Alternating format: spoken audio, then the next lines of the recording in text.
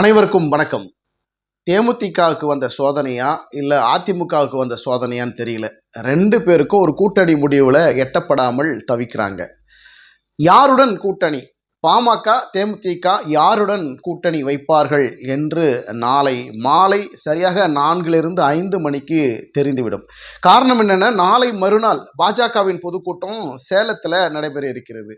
அந்த பொதுக்கூட்டத்தில் பாமகவின் தலைவர் அன்புமணி ராமதாஸ் அவர்களை மேடை ஏற்றியே ஆகணும் அப்படின்னு அண்ணாமலை திட்டம் போட்டிருக்காரு. இந்த சூழல்ல அன்புமணி ராமதாஸ் அவர்கள் பாஜகவுடன் கூட்டணி வைப்பதற்கு ரொம்ப தெளிவா இருக்காரு, விருப்பத்தையும் காட்டுறாரு. ஆனா அவங்களுடைய அப்பா ராமதாஸ் அவர்கள் இல்ல நம்ம அதிமுகவுடன் கூட்டணி வைக்கலாம் அப்படின்னு அவர் விரும்புறாரு. சி.வி. சண்முகம் ஏற்கனவே 2-3 முறை ராமதாஸ் அவர்களை நேரிலே சந்தித்து பேச்சுவார்த்தையில் ஈடுபட்டாங்க. அதனால ராமதாஸ் அவர்கள் இன்று எடப்பாடி பழனிசாமி அவர்கள் சந்தித்து பேசுவதற்கோ அல்லது தொலைபேசி வாயிலாக பேசுவதற்கோ வாய்ப்பு இருக்கு அப்படின்னு சொல்றாங்க. அன்புமணி ராமதாஸ் அவர்கள் சேலம் பொதுக்கூட்டத்தில் பங்கேற்கக்கூடிய வாய்ப்புகளும் அதிகமாக இருக்குதுன்னு சொல்றாங்க. எப்படி இருக்கும்? இது 2 பக்கமும் குழப்பம்தான். தேமுதிகவும் பாமகவும் பார்த்தீங்கன்னா அதிமுக கூட்டணியில் போகணும்னு கடந்த 2-3 வாரங்களாக பேசப்பட்டு வந்தாங்க. ஆனால் தற்போது பார்த்தீங்கன்னாக்கா பாமக பாஜகவுடன் கூட்டணி வைப்பதற்கு முனைப்பு காட்டுறதும், ராமதாஸ் அவர்கள் அதிமுகவுடன் கூட்டணி வைக்கணுங்கிறது முனைப்பு காட்டுறதும் மிகப்பெரிய குழப்பம்தான். இந்த சூழல், இந்த சந்தர்ப்பத்தை பயன்படுத்தி பாஜக அனைத்து சிறிய கட்சிகளெல்லாம் பாஜக கூட்டணிக்குள்ள மெகா கூட்டணியாக மாற்றிட்டாங்க. இந்த சூழலில் பார்த்தீங்கன்னா எடப்பாடி பழனிசாமி அவர்கள் கூட்டணி முடிவுகளை எட்டப்பட விடாமல் பல சிறிய கட்சிகளும் தன் பக்கம் கொண்டு வர முடியாமல் தவிக்கிறாங்க. இதற்கெல்லாம் காரணம் பாஜக தான். நான் கூட்டணி முடிவுகளில் தெளிவாக எடுக்க முடியாத காரணம் பாஜக வேறு ஏதோ பிளான் போடுறாங்க அப்படின்னு எடப்பாடி பழனிசாமி அவர்களுக்கு ஒரு இடியாகத்தான் விழுந்து கொண்டிருக்கிறது. இரட்டை இலை சின்னத்தில் வேற பிரச்சனை இருக்குது. இரட்டை இலை சின்னம் கிடைக்கல அப்படின்னா எடப்பாடி பழனிசாமி அவர்கள் தேர்தலை சந்தித்து ஓட்டு அதிகமாக பெறுவதற்கும் வெற்றி வாகை சூடுவதற்கும் பல தடைகள் எடப்பாடி பழனிசாமிக்கு இருக்கும். இந்த டஃப்லாம் பார்த்தீங்கன்னா பாஜக திமுகவுடன் மோதுவதற்கு தயார் நிலையில் இருக்கிறாங்க. 2வது பெரிய கட்சியாக பாஜக வரணுங்கிறது தான் அவருடைய குறிக்கோள். அதிமுக ஒரு பொருட்டாக எடுத்துக்கொள்ளவில்லை. நீங்கள் கிளம்புங்க, பாஜக கூட்டணிக்குள்ளே நீங்கள் வரலையே இல்லையா, உங்கள் வேலையை நீங்கள் பாருங்கள் அப்படின்னு சொல்லிட்டு அவங்க கழட்டி விட்டாங்க. இந்த நிலையில் பாஜக நேரடியாக களத்தில் இறங்கி திமுகவுடன் நேரடி மோதுறதுக்காக தயாராக வராங்க.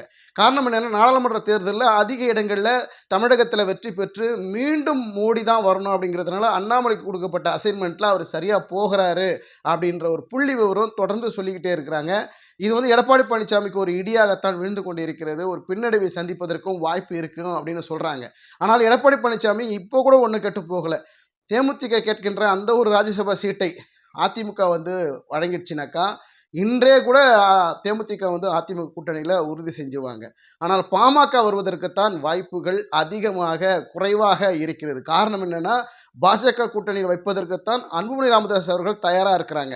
இப்போ பார்த்தீங்கன்னா ராமதாஸ் அவர்கள் அதிமுக போனால் கூட அவருடைய விருப்பத்தை தெரிவித்தால் கூட அன்புமணி ராமதாஸ் அவர்கள் எப்படியாவது அப்பா கிட்ட பேசி, இல்லைப்பா நமக்கு நம்ம கட்சி மீது நிறைய வழக்குகள் இருக்குது, அதனால் நம்ம பார்த்தீங்கன்னா மீண்டும் மோடி பிரதமராக வந்துட்டாருன்னா நமக்கு பல சிக்கல்கள் வந்துடும், அதனால் நம்ம பாஜக கூட்டணிக்குள்ளேயே போகலாம் அப்படின்னு அன்புமணி ராமதாஸ் அவர்கள் அப்பா கிட்ட பேசி தெளிவாக 2 பேரும் உட்காந்து பேசி ஒரு முடிவு எடுத்துட்டாங்கன்னா பாஜக கூட்டணியில் உறுதி செஞ்சுருவாங்க.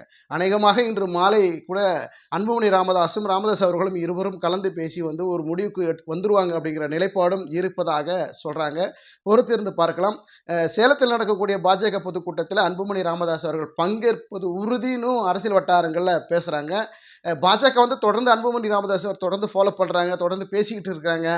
இரவு நேரங்களில் அவரை சந்தித்து பேசுவதும், பாஜக நிர்வாகிகள் அன்புமணி ராமதாஸ் அவரை தொடர்ந்து அணுகி கூட்டணி குறித்து பேசுகிறதும், அவருக்கு பல ஆஃபர்கள் வழங்கி இருப்பதாகவும் சொல்கிறாங்க.